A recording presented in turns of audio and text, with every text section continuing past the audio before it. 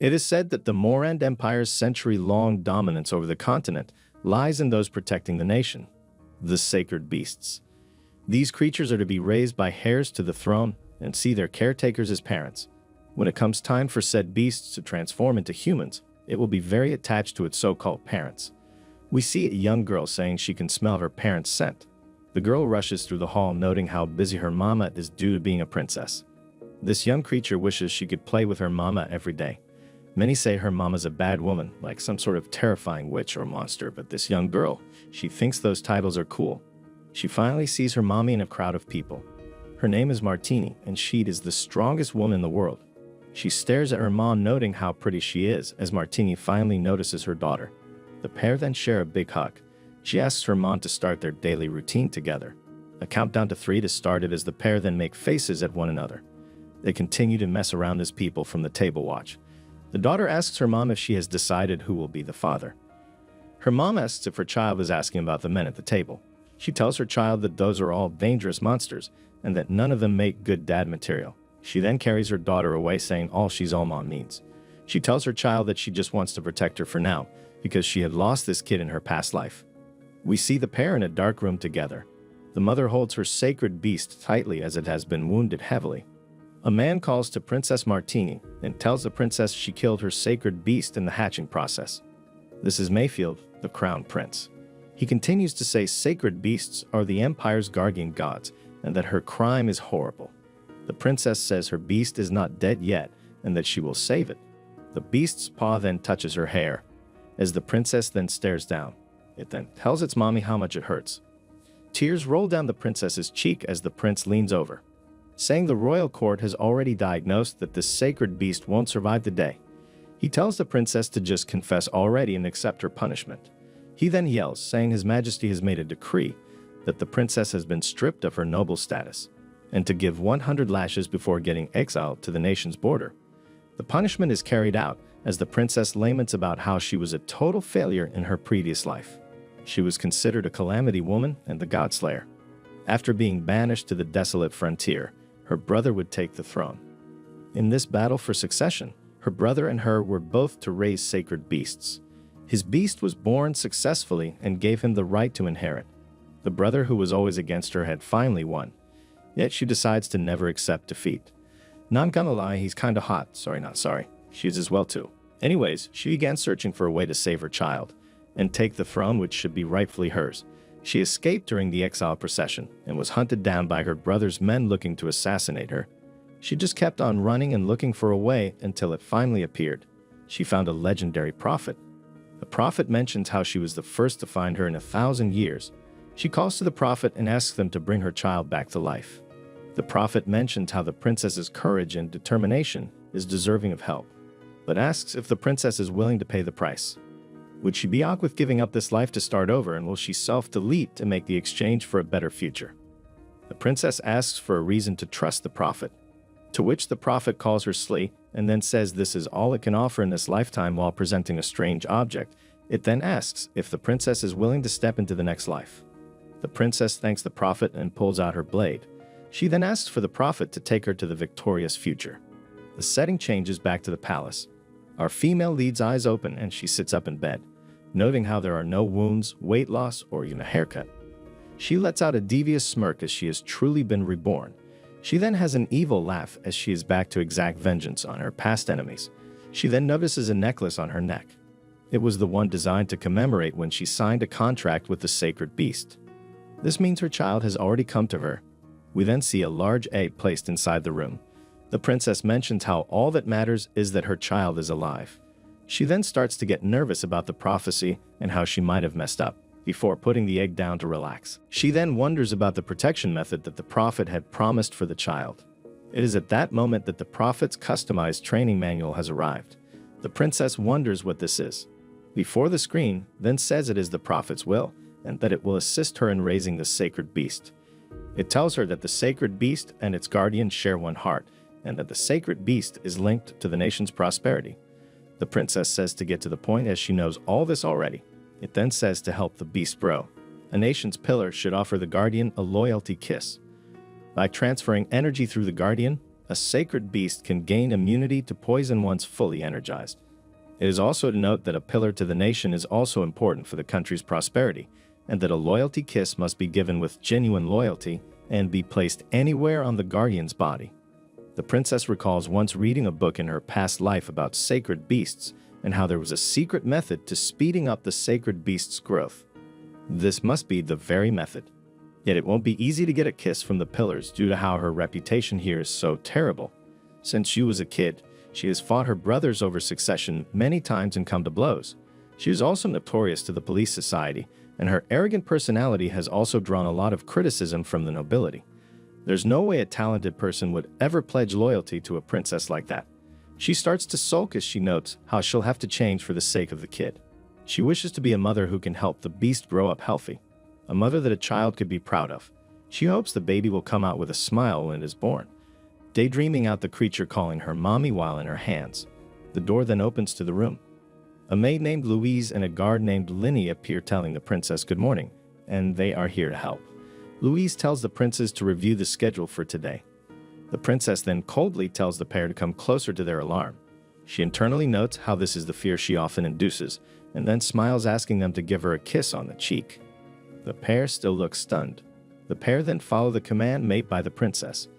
The screen then appears mentioning how Linny met the conditions of loyalty in the heart, but not the pillar of the nation requirement. Louise did not meet either one. The princess then internally notes how it's just like she thought, and her brother put spies posed as her closest attendant. She recalls being exiled in her past life, and how her guard Linny would defend her, even if it meant losing her knight title and becoming a commoner. Her maid Louise would marry a noble under the crown prince's faction and live in luxury. She was cold to many people in her past life, so she was unable to see who were spies for her brother. Yet in this life, she can see it all clearly now. She tells the pair thank you for always caring about her. The pair then start to question her highness, as the princess tells them to put the basin down, and how she'll do it herself today. The two should get a day off. Linny mentions never having a day off in 3 years, and Louise says her birthday wish was a day off. She tells the two to enjoy the day off, noting how she's got to fix her reputation. It's also good to lull the spies into complacency as well. The princess decides to not remove the maid, yet she can still be useful. The pair walk through the halls talking about how unbelievable it is, then get a day off. A man overhears and asks what is wrong with her highness. Louise tells Lord Miel that the princess told them to kiss her and gave them the day off today. She mentions how the princess smiled many times and how beautiful it is. Lord Miel mentions how strange that is. The princess washes her face, noting how her exile in the past allowed her to see people's true nature. There were those who betrayed her and those who protected her. Miel was always by her side even in childhood as a royal secretary. He would often tease her with a smile, but in her past life. A knock can then be heard at the door. Lord Miel enters and mentions how he heard the princess came up with some unconventional ideas today. She turns her head back and calls his name. She then grabs his collar and exclaims that he is alive. He tells her of course and that he apologizes for disappointing her expectations. She then asks why he would say something so ominous in the morning. He says he was just concerned that something was wrong with her highness. He asks if she is crying as tears roll down her cheek. She mentions how he is alive and how glad she is. She recalls how a scene in her past life was an eternal nightmare. While exiled, he had protected her and put his life on the line. She stared at his face as he told the princess to run away.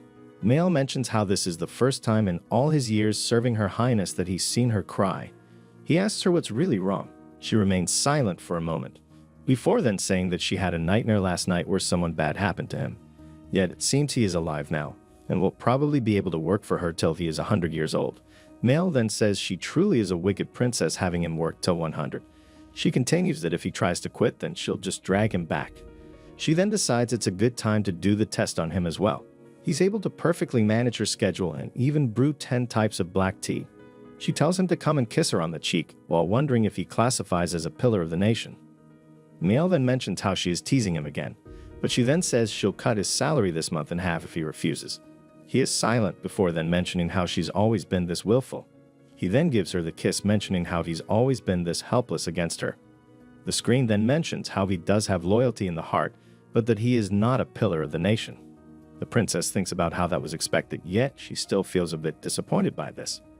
It would appear as though only those with the power to influence the whole nation would count as a pillar, and that during her exile in the past, many talented individuals would emerge. Thanks to these memories, she can try to recruit them all. She then asks Miel about her schedule. He thinks about how unusual this is, as she generally does not care and acts on whim. He mentions how she has appointments today, morning fitting with the dressmaker for next season's royal gown. She calls it boring and tells him to cancel. He then brings up a tea party with Countess Pending where the princess is a guest of honor. She tells him that's worse and to cancel. She had attended all those parties in her past life, and all they did was arrange marriages for dogs. He mentions an evening ball hosted by her brother. Miel mentions she should not attend considering their poor relationship, to which she says no. Martini says she will attend that ball. This is because the future god of war will be there and that he's 100% a pillar to the nation. Ryan Hathning is the young prince of a nearby empire. He is a future general that's known as the undefeated Dark War God. Despite being a royal, he is favored in his land due to leaving the palace as a teen to wander. He would join a mercenary group which made him appear more as a royal disgrace. Yet years later, the Hathning Empire would declare war on this kingdom. Ryan was called back home, where he went on to win battle after battle and gain his title. His grudge against their empire actually would first start at this ball. He was hired as a bodyguard for a minor noble to provide security. He would bump into a noble woman. He apologized and asked if he could help her up, which causes the woman to be disgusted and fearful, calling him a filthy mercenary and telling him to not touch her. Her brother would side with the noble lady and Ryan would get forcibly removed from the ball. We see a close-up of his angered face. Hey, of the lady's tripping, I'd let a stub like that touch me whenever he wants. The princess thinks about how she'll help him through this crisis and will earn a loyalty kiss. This would even help the two nations reconcile in the future. She tells Miel to prepare her most stunning dress for this ball, to which he says as she commands. The setting then changes to the ballroom. We see people dancing and talking, and then our princess in her beautiful dress. She recalls how in her past life, her relations with nobles was poor, so she did not attend balls often. She wonders if she should build good relationships this time. She greets Lady Sophia with a stern look on her face. This leads to Sophia nervously saying the princess looks well. The princess then asks Brother Edgar if that's how he is supposed to greet a princess. The two men greet Her Highness and ask if she holds so much contempt for them. Why did she come grace their presence? She then darkly mentions how she enjoys watching fools try to dance sometimes.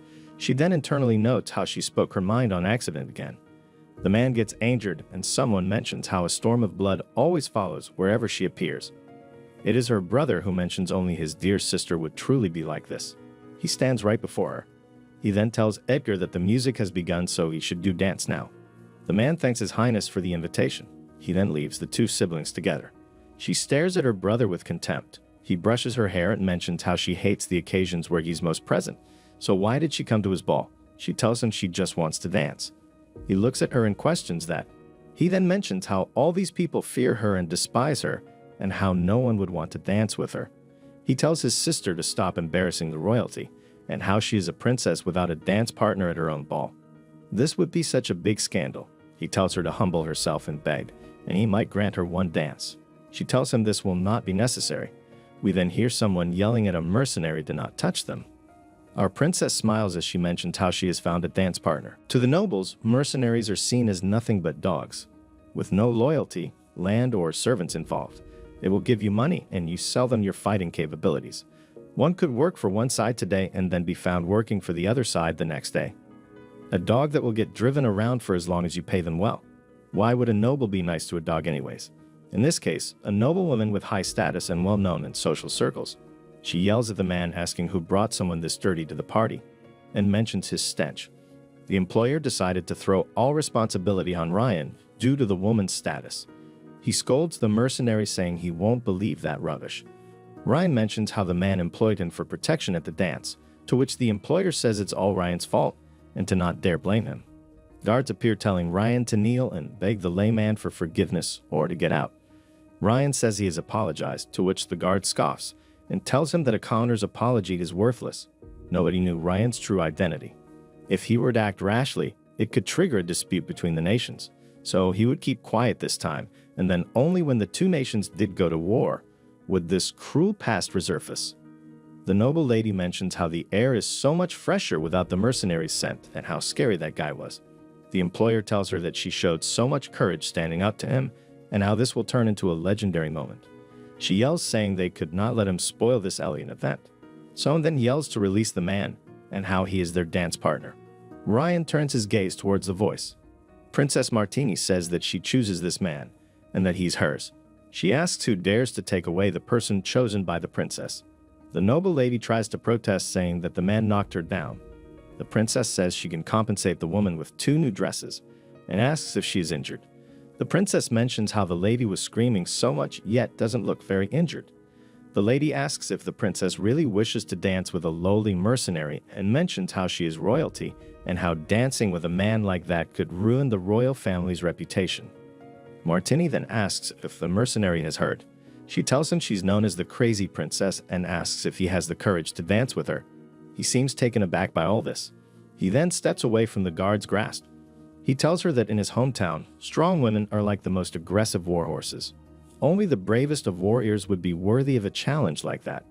He bows down and thanks him for finding him worthy. He then kisses the princess's hand. The dance party proceeds and many pairs dance on the floor. A guard then starts to tell the prince about the princess. His Highness says that his sister is quite unpredictable and how she always does things outside the box. He then tips his glass and mentions how that doesn't matter and how she'll come back trying him later. That is because he is her only big brother. The princess and Ryan can be seen sharing a dance. Ryan thanks her Highness for the help, to which she tells him she cannot stand those nobles and how they talk about their noble character, yet all they do is bully the weak. Ryan then tells her that in return, she can make a request of him. Martini notes how the opportunity has come, but notes how asking for a kiss directly might not work. She questions what she's allowed to ask of him. He tells her that she can ask that he keep her safe for a month, or to have him fight for her. She could even ask him to assassinate someone for her. She then asks what if she were to ask him to kill the prince. They complete the part of the dance where she lays back on his arms, and he tells her he can do that. He moves his face towards her and says that she'd have to buy his life for that though. In her mind, she notes how she almost forgot he's a mercenary and how he's a complete desperado. His nation and his mother are his only mental support. She boasts, telling him she has no interest in such barbaric things like murder. She then says she has a good idea though. She asks what about meeting her alone tomorrow. He stares back coldly. He apologizes and says that he cannot accompany her. This leaves her stunned. We later see the balcony of the royal palace and hear someone groaning. She asks why. Neil asks what she is talking about. Martini asks why Ryan would reject her invitation, to which Mel remarks that maybe he knows her character. She angrily asks what about her character, to which Mel says she is aggressive, overbearing, and often bullied him as kids. She tells him the last one is a personal grudge. Martini thinks about how Ryan just left her a note with his address and wonders how she'll get a kiss from him. She thinks about how her child might die again if she doesn't get the kiss. The egg then starts to move. Martini yells that the egg is shaking and asks if she will be born soon. The scream menu pops up and says that the divine beast is sensing the aura of a pillar of the nation on her parents.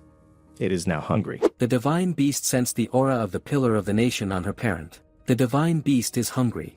Martina thinks all the hardship of escaping from exile and being reborn was for this very moment. Finally, there is hope of seeing her child again. She brushes her face against the egg and says she's hungry. That is good. Meal asks how could the egg be hungry. He thinks she just wants a midnight snack. She snaps not to worry about it. If she says she's hungry, then she is. Meal then warns her it is dangerous to hold the egg like this. She should put it down. The egg instantly moves. Both look at each other before Martina says she told him she's hungry, that is why she keeps moving. But Meal tells her the divine beast is about to hatch, and that is the most tense phase. They must take good care of the egg. He quickly instructs the maid to adjust the room temperature to the most suitable incubation temperature. And then, he quickly sends off another order to restore the aromatherapy scent Her Highness prefers most.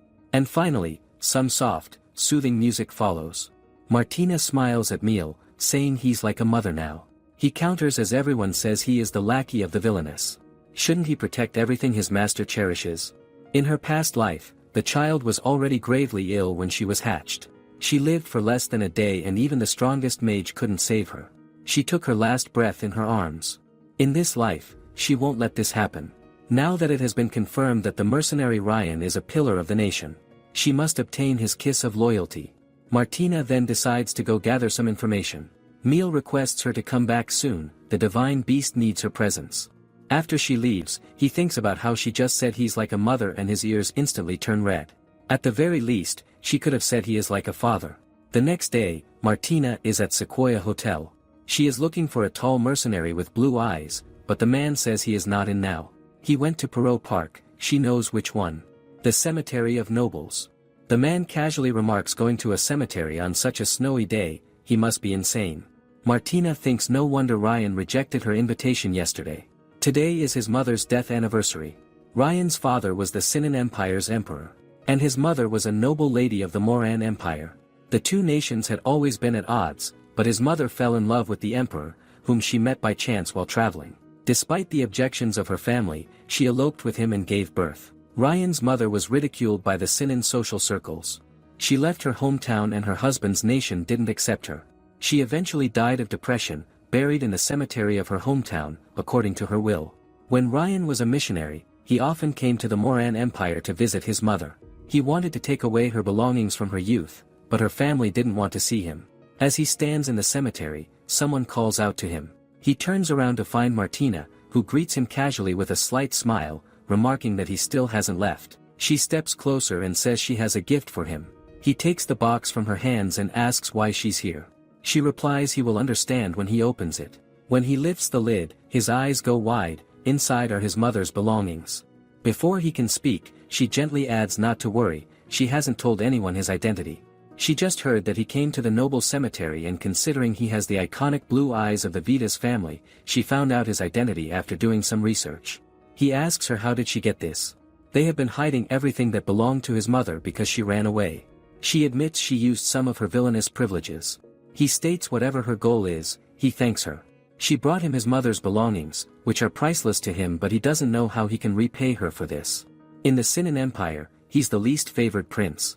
The sons of his father and the former imperial concubine are pure-blooded and more likely to inherit the throne. His mother's family has never acknowledged his existence. They have never seen him in more than 20 years. Everything he has is the sword in his hand and the horse behind him. He settles on his knees, declaring mercenaries are homeless beasts. Her gift is enough to buy his life. And now he wants to know who should he bite to death in her name. Martina smirks and says she doesn't want that boring stuff. She offers her hand and declares how about she becomes his home. What they cannot give him, she will. She will stand with him against those who wish to harm him. He stares at her, eyes wide, and she adds she will never let him be a lonely beast again. He seems small in that moment, like a child, and she offers her hand without hesitation. Sharp eyes fixed on her as he questions if she wants to tame a wild beast and make it live for her sake. Eyes glinting, she replies the villainous and the beast. Isn't that fun? He laughs and says she's an incredible woman. Crazy princess. He takes her hand gently, pledges his allegiance, and presses a soft kiss to the back of it. With that, he declares from now on she is his home. Mercenary Ryan met the following conditions: nation's pillar, loyalty. Parent Martina replenished the sacred beast's energy. The screen shows up and announces it's an emergency. The sacred beast has enough energy and is about to hatch. Her mouth falls open and she wonders how could it happen so quickly. Ryan, looking how panicked she is, asks if she regrets it. She forces a smile, noting he looks like he would die if she changed her mind. She lets him know she is not the kind of person who would change her mind at the last minute. She just suddenly remembered there is something important she must do in the palace. She turns to Linny and asks how quickly can they get back to the palace. Linny replies her carriage will arrive in the afternoon at the earliest. She screams that it's too late, but Ryan calmly drapes his jacket over her shoulders. She snaps at him, no need to put clothes on her. She doesn't care if she's cold or not.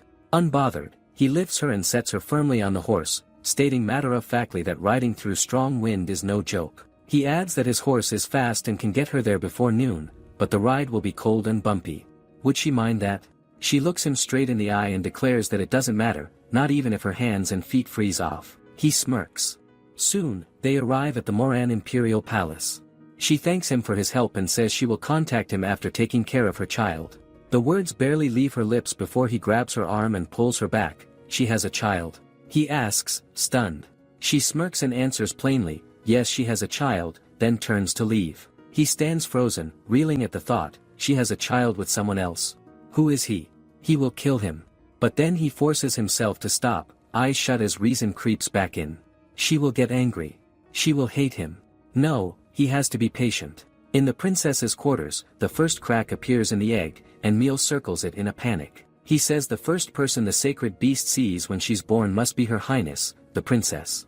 He has sent someone to look for Highness, but if she fails to come on time, he starts pleading with the sacred beast to wait a little more. But right on cue, the egg begins to crack even more. Just then, she bursts into the room, a wave of unease washing over her. Last time this child was already dying when hatched. That scene will be her eternal nightmare. She's nervous and afraid, thinking if it will be healthy, will she survive? The shell gives way, and the beast stumbles out with a soft cry of mommy. Tears rush to her eyes as she gathers her into her arms and whispers, "Her child, thank you for coming into this world safely." In the prince's quarters, the egg hatches and his beast comes out. The man congratulates him on the successful hatching of his sacred beast. He heard that Her Highness Princess Martina's sacred beast was also born today. The prince's expression darkens as he turns to glare at him. He asked him to send someone to poison it, and this is what he accomplished. The beast drinks milk. Martina finds her baby so cute when drinking milk. The sacred beast has the consciousness of a 2 or 3-year-old human child from birth, as expected of a magic creature. But if she keeps drinking milk, Martina wonders if she can also absorb magic power. The sacred beast can only weakly replenish its magic power through human food. The only effective source of magic power for the sacred beast is the kiss of loyalty from the nation's pillars. So she needs the long-term loyalty of as many people as possible. She has at least found Ryan. But he is a mercenary and his next mission may be to another nation. Then she must hire him as her bodyguard for a while. The screen gives her a hint. If a nation's pillar lacks the necessary experience, they may lose their status as a nation's pillar. She realizes if Ryan doesn't travel around the world, he may not be able to become the dark god of war. What she decides will affect future development. She sighs, murmuring so troublesome. The little creature reaches up, her hands lifted in a clear request for a kiss. She immediately pulls the beast into her arms, showering her with kisses. No matter how troublesome, she will do it for her. She begins telling her in this kingdom there is a wildflower named Lily. It can grow for more than 300 years and can revive even after being burned by fire. So she will name her Lily. She smiles down at her and says she's mommy's Lily. Lily who will live a long life. The screen congratulates her. The connection between the sacred beast and the parent has deepened. She promises her mommy will protect her and make sure she lives a very long life. Meanwhile, the maid informs Meal Her Highness sacred beast has a good appetite. She drank the bottle so quickly, so she is going to prepare a new one. Meal walks over to Martina and informs the news of her sacred beast's birth has been conveyed to His Majesty and spread through the nobles. As far as he knows, her older brother sacred beast was also born today. Before he can say anything more, the beast suddenly looks excited and asks mommy if he's daddy. Meal's whole face turns red. He averts his gaze and says no, he's not. Martina teases if he's the daddy, he would be bullied by his wife and daughter, right? Meal clears his throat and reminds her he has always been single. He winks at the beast, saying he's not daddy, he is her mommy's servant. And her mommy's favorite thing is to bully her. Martina quickly covers her ears and tells Meal not to teach Lily weird things. Only then he finds out Lily is the name of a sacred beast. The beast exclaims she's Lily. Martina tells Lily he also has a name. He is Meal and from now on she should call him that, but then the atmosphere grows serious as Martina asks if he has investigated Maid Louise. He replies he has checked the background of all servants who serve her. Why is she suddenly asking about her? She glances at the milk on the table, thinking Louise is not loyal to her. She speculates that the person who poisoned Lily's egg in her last life was her.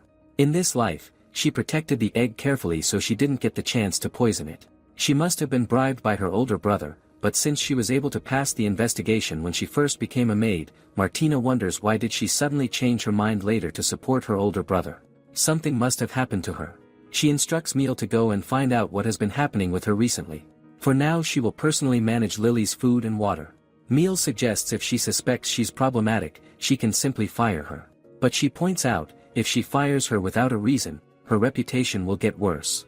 And if she wants to defeat her older brother and make Lily the true sacred beast of the empire, she has to be a great mommy. In the kitchen, Louise stands with a bottle of milk in one hand and a small vial in the other. The man's words echo in her mind, does she really want to challenge that villainess? If Martina finds out what she has done, she will have 10 vicious dogs tear her apart. She had begged him not to say anything, and in response, he handed her the vial and told her to follow his instructions precisely. Gritting her teeth, she finally mixes the contents into the milk. When she returns, she informs Her Highness that the milk is heated and will be ready to consume within half an hour, adding that she will take her leave now. But Martina calmly shuts her book and calls out to her, she needs her help with something. Louise freezes mid-step, eyes going wide. Trembling, she turns to her and asks how may she help Her Highness. Martina fixes her with a sharp look and tells her to drink it. She stills. Martina tells her she told her to drink it. She blurts out how can she drink the sacred beast's food. Martina grabs her face and asks why doesn't she dare drink the milk she served. Is she hiding something? Won't say. Then let her show her the evidence. Emil enters with a woman beside him, and the moment Louise sees her, she blurts out Mom. Her mother smiles gently at her and says they brought her to the palace and the doctor said her eyes can be cured. It is thanks to her being a maid of Her Highness. She also adds her poor child, when she is cured, she won't have to cry for her anymore. Tears stream down her cheeks as she tells her mother, voice trembling, that it's wonderful news, if it means her mother can be cured, she will do anything. Martina speaks up, saying her mother suddenly became blind and her family fell into desperate times. Then she stole her ring to get more money for her medical treatment. She casually adds she will deduct the money for the ring from her next year's salary. Louise turns to Her Highness with tear-filled eyes asking won't she fire her. She replies although she is known to be a villainess, she is also a mother and she admires her, a woman who does bad things for her mother. Louise quickly confesses the milk has been spiked with poison. Someone threatened her to murder the sacred beast. She promises to tell Her Highness everything and admits it is all her fault. With a calm touch to her shoulder, Martina tells her she will be waiting for her.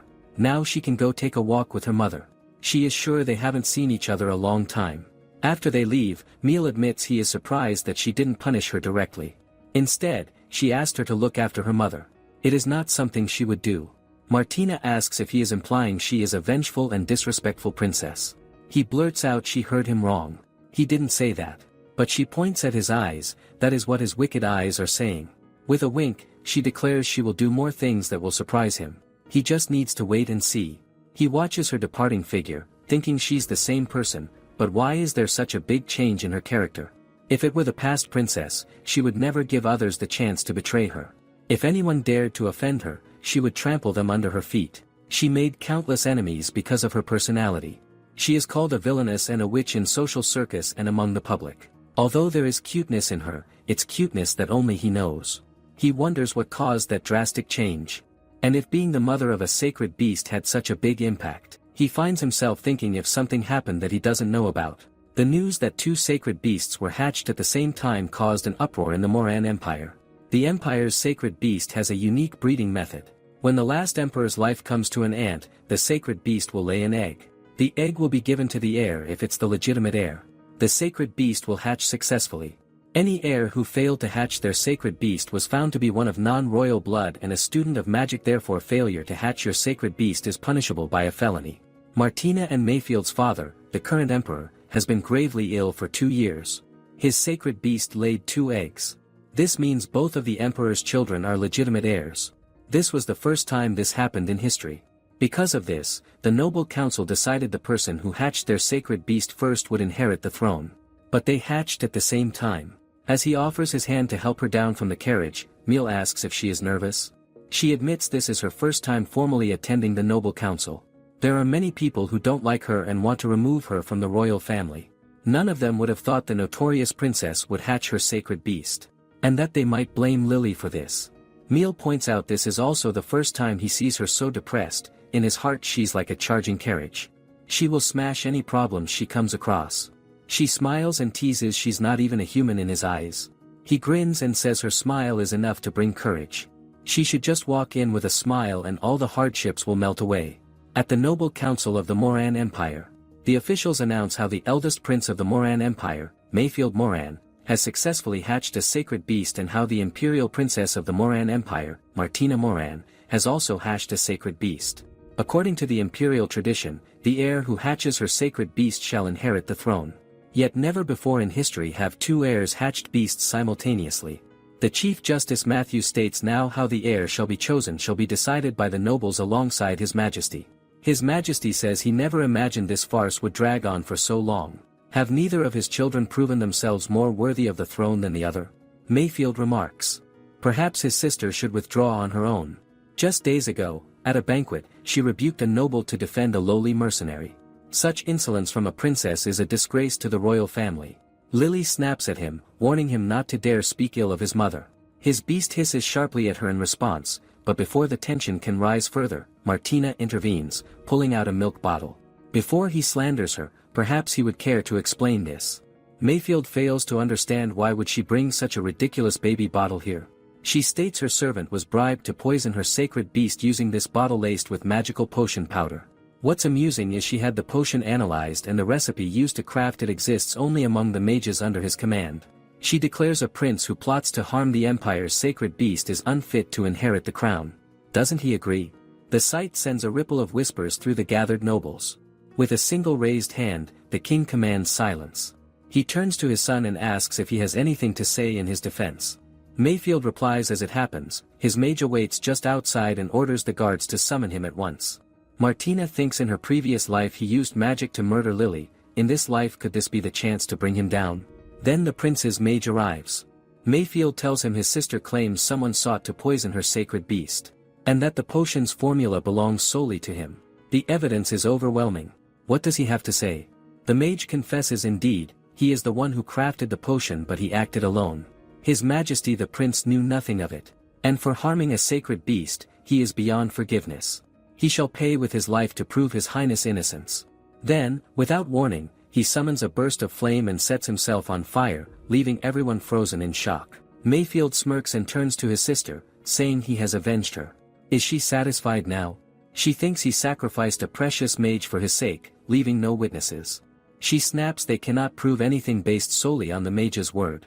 His Majesty suddenly starts coughing, and the Empress gently intervenes, telling her daughter that it's enough for today, her father is far too weary.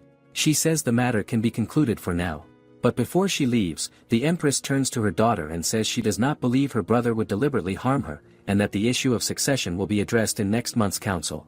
As Martina steps out, her brother calls out to her with a smirk, "Dear sister, doesn't she think they are so very alike? They are both proud, both cunning, both yearning to strike the fatal blow."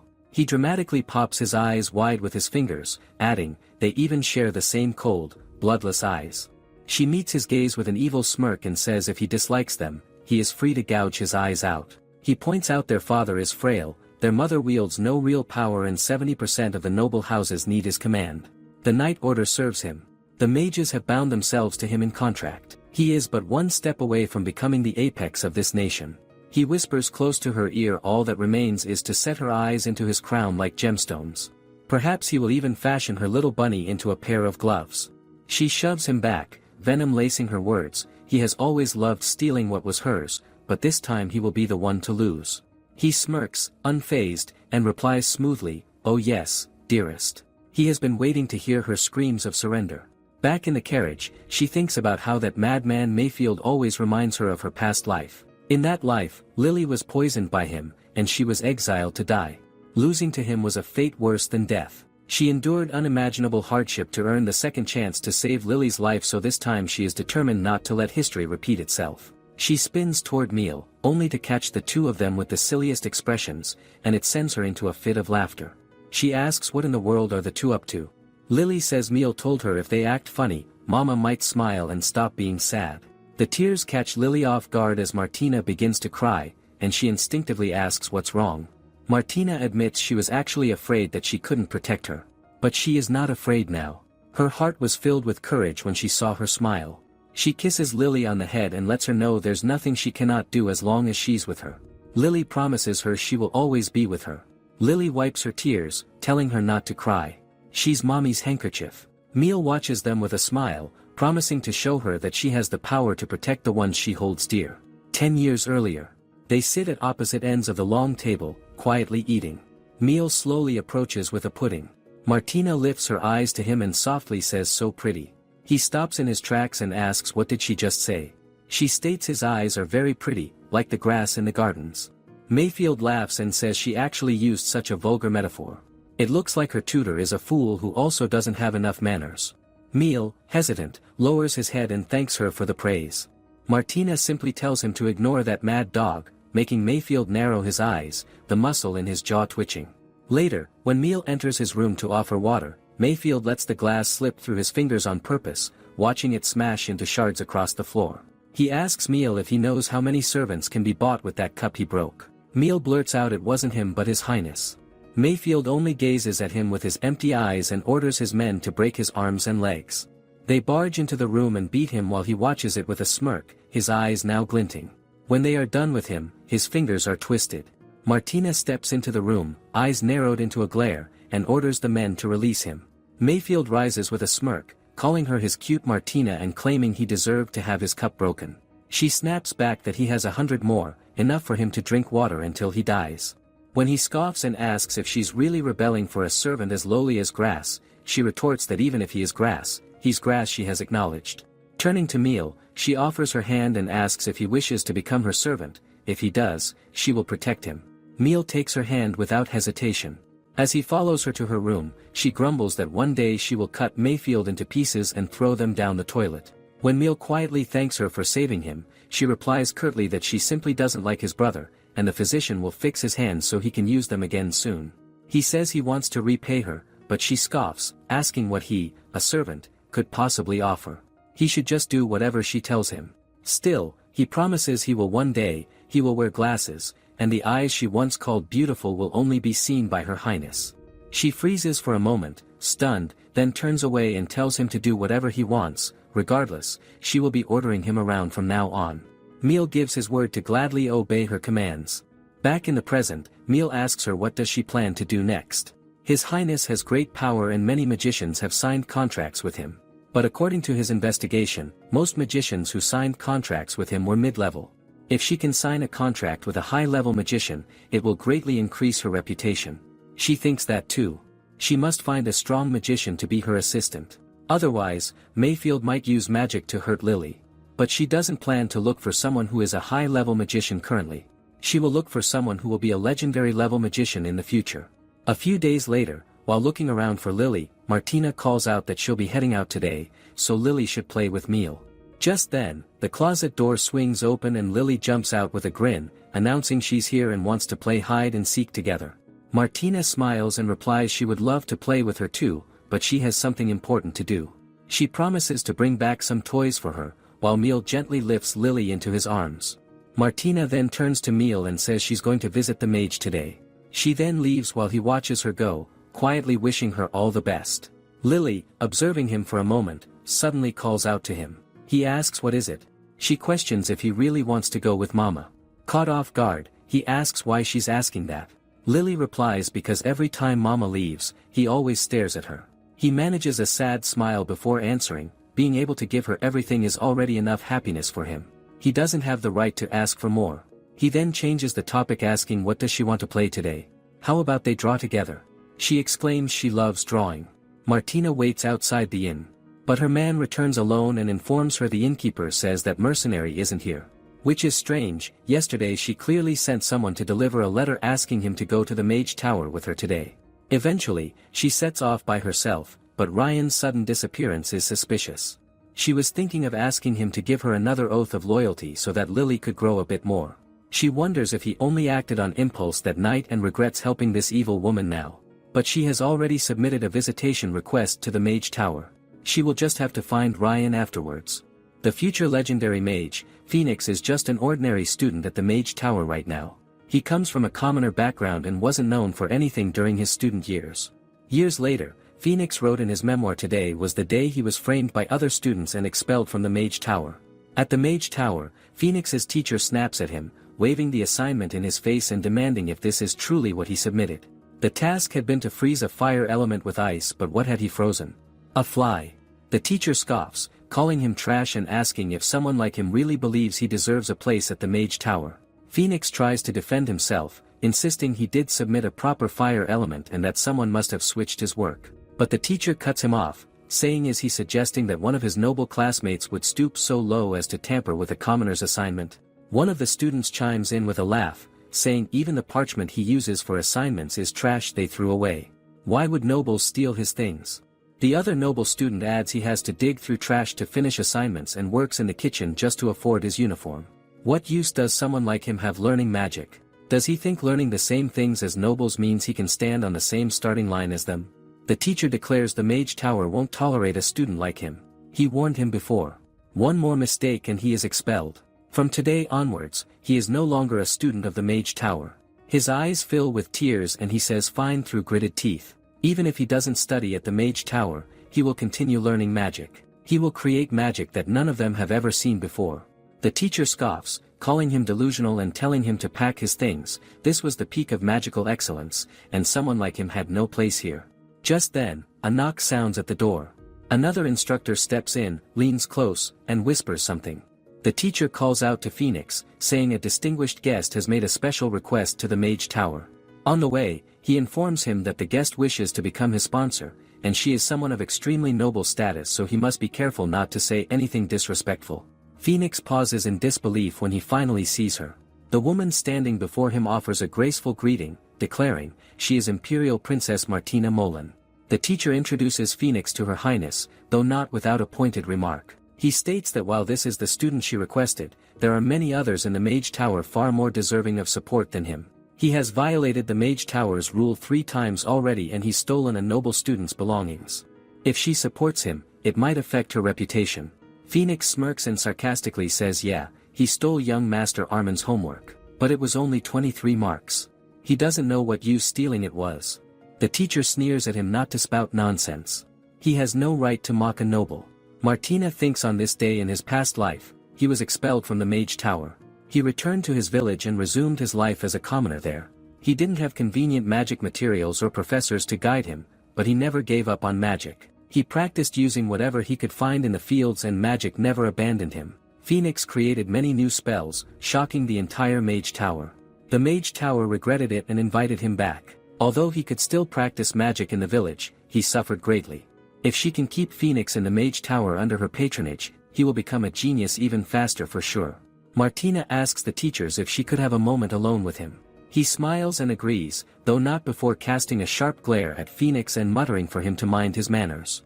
Once they're alone, Martina steps forward. She tells him she will cover all his expenses at the Mage Tower.